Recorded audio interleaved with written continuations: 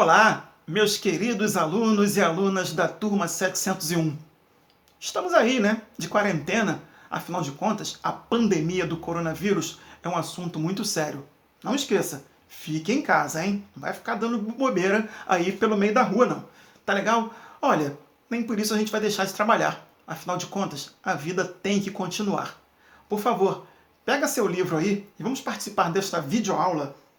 Página 21. Já sabe qual é o título? Não? Poxa, tá aí, aqui, ó. Tá vendo? O processo de centralização política na Europa. Pois é, vamos entender como é que isso aconteceu.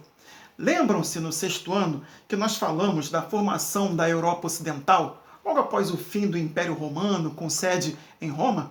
Pois é, a gente vai dar continuidade a isso. Vejam que o nosso livro, ele fala justamente desse tema, focando principalmente os séculos XI e XIV. Época em que havia uma classe social que foi muitíssimo favorecida, a burguesia. Também, esses burgueses lucraram principalmente com o transporte de mercadorias. Indo de um lado ao outro, conseguiram enriquecer e tornaram-se uma classe social, vamos chamar assim de emergente naquela época. Tá bom? Agora, vamos para a página 22. Na página 22, o tema é o surgimento do Estado moderno. Como é que isso aconteceu? De que maneira a gente vai poder entender aqueles reinos europeus que são tão famosos, foram tão falados durante a Idade Média e durante a Idade Moderna, mas é claro, tiveram início. Lembram-se do que eu já falei várias vezes? Início, o auge e depois o declínio.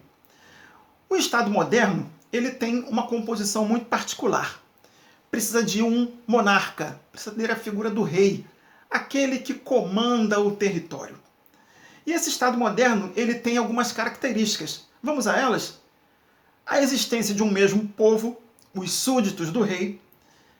Eles falam uma única língua, vivem num mesmo território limitado por fronteiras, e este território ele é defendido por um exército nacional e, claro, a figura maior, como eu já disse, é a do rei. O monarca, ele é o soberano. Dentre esses reinos dos estados modernos então nascentes, nós podemos destacar, primeiramente, dois deles. Os estados ibéricos. Como é que se deu essa formação? Por exemplo, Portugal e Espanha, tradicionalmente os dois primeiros reinos a se fortalecerem, viviam um período muito ruim. Estavam dominados pelos muçulmanos, que haviam invadido toda a Península Ibérica.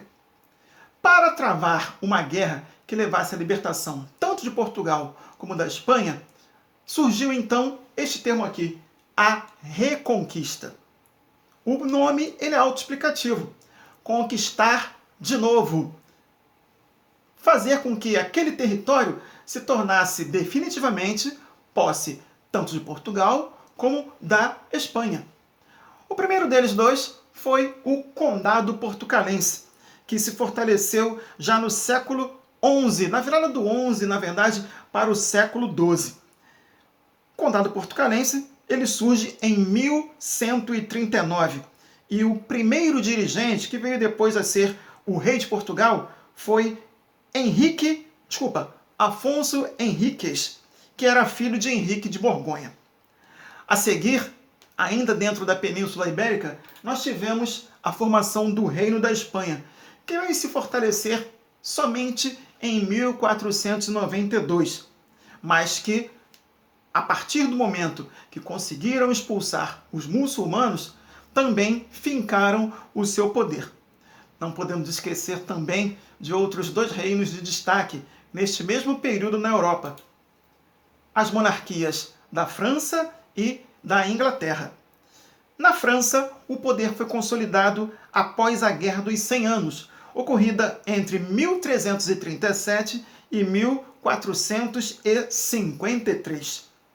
Já na Inglaterra, o poder ele foi centralizado, ele se tornou realmente forte na mão do rei a partir da assinatura da Magna Carta.